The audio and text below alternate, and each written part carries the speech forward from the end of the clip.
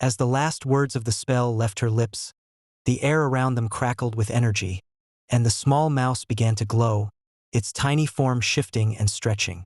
Moria stepped back, her heart pounding, as the mouse grew larger, its fur melting away to reveal not a fearsome beast, but a tall vampire draped in a shimmering black cape. Her eyes glowed with a soft light, and her lips curled into a mysterious smile. "Thank you, witch," the vampire said, his voice like velvet, smooth and warm, yet laced with a power that sent a chill down the witch's spine. "You have freed me from a long and bitter curse." Moria swallowed hard, glancing at Daniel Thorne, who was watching the vampire with narrowed, suspicious eyes. You're welcome?" Moria said hesitantly, her usual bravado faltering. She wasn't entirely sure who or what she had just released. The vampire stepped forward, his gaze sweeping the dungeon as if he were reacquainting himself with the world. "I was once the ruler of these lands, long before your time. A cruel sorcerer trapped me in that cloned mouse form, hoping I would be forgotten. But thanks to you, I can now reclaim what was mine."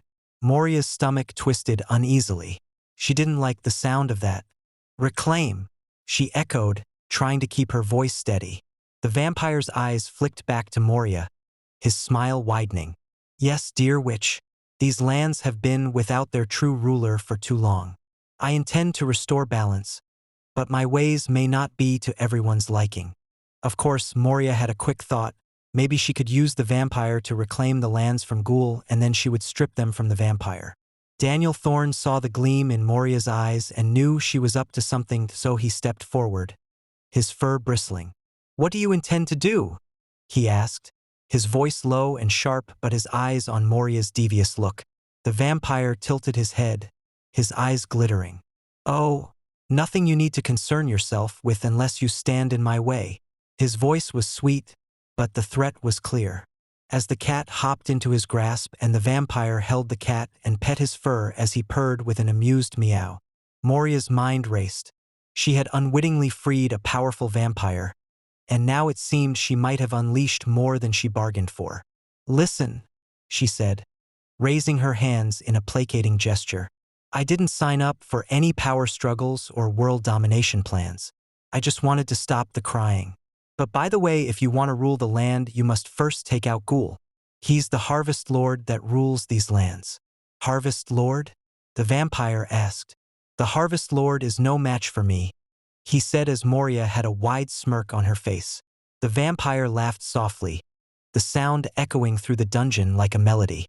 "You amuse me, Moria, a lazy witch with such potential.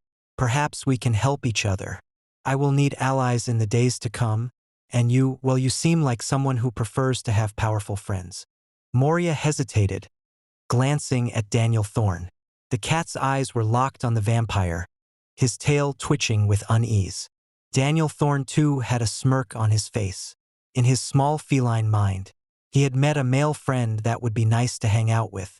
It would break the monotony of hanging with the witch after all. Since Davin the Raven left, he didn't have any other friends. "What kind of help are we talking about?" Moria asked cautiously yet curiously. The vampire leaned in closer, his voice dropping to a conspiratorial whisper. "Stay by my side. Help me restore my rule. In return, I will grant you magic beyond your wildest dreams. You will never have to lift your wand again if you don't wish to." The offer was tempting, but Moria knew there was always a catch. She had spent enough time around magic to know that deals like this never came without a price. "And if I say no?" she asked, her voice quiet, but knew he was her ticket to get rid of Ghoul. The vampire's smile faded, his eyes hardening. "Then you will have made a powerful enemy." For a long moment, the dungeon was silent. Moria weighed her options, her mind swirling with possibilities. She didn't want to make enemies, but she also didn't trust this vampire, but had no choice if she planned to rule in the future. And yet the idea of limitless magic, of never having to struggle or think again, was so tempting. Daniel Thorne nudged her leg, breaking her thoughts.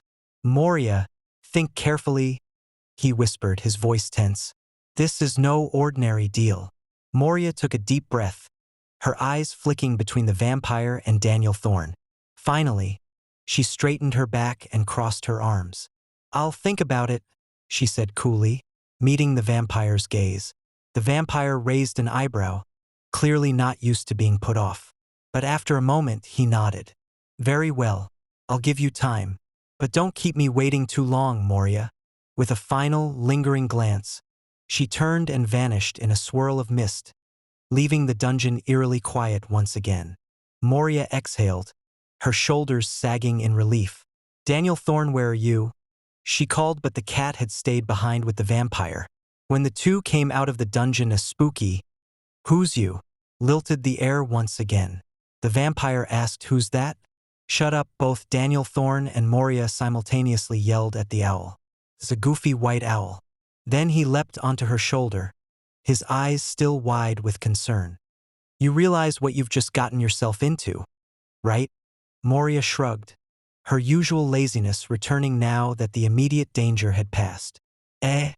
I'll figure it out later." The cat sighed, but there was a hint of a smile on his face. "You always do," he said. Together, they hopped on her broom and in a whisk they headed home. Moria might have freed a powerful vampire, but for now, she would take things one lazy step at a time. As Daniel Thorne also thought he could befriend the vampire and use him to rid Moria, so he didn't have to do her bidding anymore. Two disloyal, twisted minds thinking alike.